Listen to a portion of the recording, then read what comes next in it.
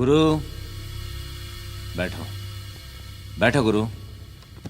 Marriage is not a qualification or validation. It's an old institute which is about to die. నువ్వెంత Nokia keypad మొబైల్లో text మెసేజ్తో మొదలైనా smart ఫోన్లో WhatsApp వాడాల్సిందే. నీకెంత పూర్వం వీధుల్లో వేసే నాటకాల మీద రెస్పెక్ట్ ఉన్నా ఎంటర్టైన్మెంట్ కోసం యూట్యూబ్ ఇన్స్టాగ్రామ్కి రావాల్సిందే. ఆకాశంలో చందమామని చూపించి అన్నం తినిపించే రోజులు అయిపోయాయి. సంతూర్ సబ్బు పాండ్స్ పౌడర్ తో ఫ్రెష్ అయ్యే రోజులు అయిపోయాయి. సన్ స్క్రీన్లు మాయిశ్చరైజర్లు వాడుతున్నారు. పల్లెటూరులో పెంకిటిల్లు కట్టే ప్రజలు ఎప్పుడూ పోయారు.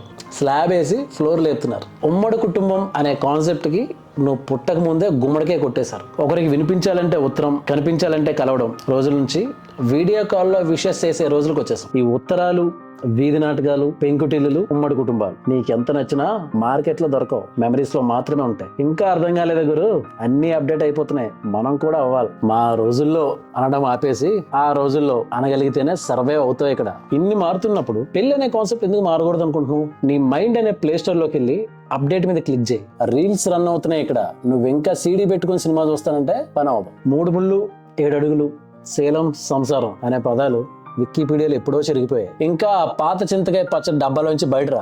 మ్యాటర్ మారిపోయింది గురు. ఒకరికొకరు నువ్వు నేను అనే సినిమాలు నడట్లేదు ఇక్కడ. నీకేంటి నాకేంటి అంటున్నారు. సిలబస్ మారిపోయింది.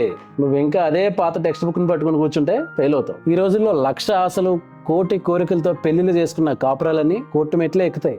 అప్పట్లో ఉన్నట్టు ఇప్పుడు ఉండదు. ముందు జనరేషన్ మ్యారేజెస్ లో ఇద్దరి మధ్య ఏదైనా ప్రాబ్లం వస్తే కాంప్రమైజ్ అయ్యేవాళ్ళు. కొంతవరకు వాళ్ళ పేరెంట్స్ కూడా సాల్వ్ చేసేవాళ్ళు. బట్ ఇప్పుడు అసలు విలన్స్ పేరెంట్సే. చాలా మంది అమ్మాయిల జీవితాలు పాడు చేస్తుంది వాళ్ళ అమ్మా బాబులే. స్వార్థం.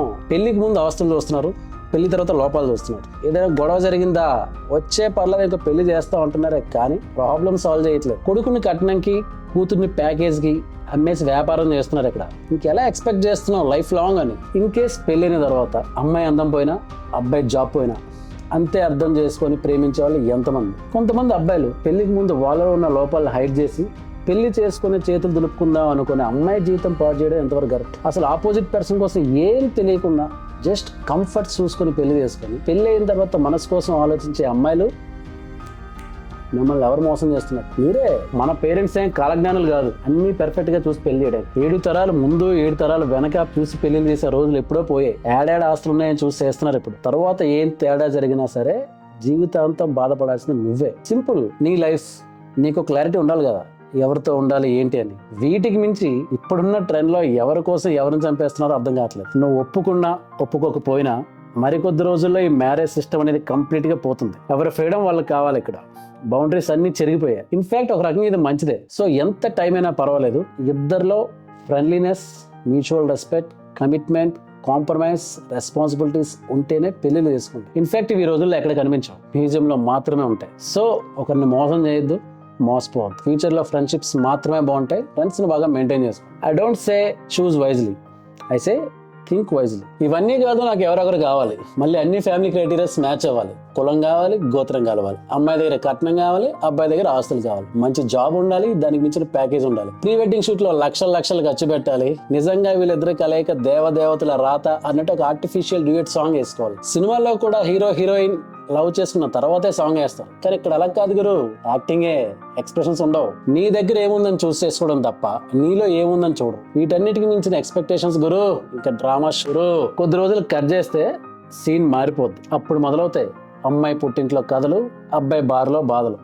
అప్పటి వరకు మా ఆల్రెడీ అదర్స్ కోడలు కిరాక్స్ అన్న అత్తమావలే తెల్ల పంచెలు కట్టుకొని ఇంటి మీదకి పంచాయతీకి వస్తారు. అప్పుడు నేమేదేసే అక్షంతలు పెళ్లి రోజు వేసింటే పసుపుగా ఉండవు. Very clear, without any filter. Compromise అయితే ఓకే, కానీ దాని పర్సంటేజ్ చాలా తక్కువ. అబ్బో ఎక్కడో ఉంది. ఇంకా డివోర్స్లు, కోర్టులు, పోలీస్ స్టేషన్లు, మెంటల్ టెన్షన్. హనీమూన్తో స్టార్ట్ అయింది, ఎలీమూన్తో ఎండ్ అవుతుంది. ఇప్పుడు ఇంటికి వెళ్ళి చూడు, ఈ ప్రీ వెడ్డింగ్ షూట్ సీడీ అసలు సినిమా కనిపిస్తుంది. ఈ హోల్ ప్రాసెస్ లో ఇప్పుడు నీ కళ్ళు తెరుచుకొని ఇప్పుడు నీకు అనిపిస్తుంది, అరే ఇదంతా ట్రాప్ రా అని. అరే అందరికీ అలాగే జరుగుతాయా, బీ పాజిటివ్. ఎక్కడో ఎవరికో జరుగుతాయి అని అంటావా? అలా జరిగినోడు కూడా ఎలా అనుకుని పెళ్లి చేసుకుని ఉంటాడు కదా. Be alert. సో పెళ్లి అనేది మ్యాండేటరీ ఏం కాదు. నీకు నచ్చి ఫుల్ క్లారిటీతో చేసుకుంటే ఓకే, అంతేగాని చేసుకోవాలి కదా అని చేసుకుంటే బతుకు బొందరమెట్టయే. జాగ్రత్త గురు. తరువాత నాకు ఎవరు ఉండరేమో అనే భయంతో పెళ్లిళ్ళు చేసుకోవడం మానే. మ్యారీమోనీలో నిన్ను నువ్వు అమ్ముకోవడం నీ సెల్ఫ్ రెస్పెక్ట్ తాకట్టు పెడుతున్నట్టే. ధైర్యం ఉంటే నాట్ ఫర్ సేల్ అన్నట్టు బతుకు. నిజంగా చెప్తున్నా, లోన్లీనెస్ కి భయపడి పెళ్లి చేసుకుంటే మాత్రం నీ జీవితం సంకనాకి పోయినట్టే. అట్ ద ఎండ్ నీకు నువ్వే.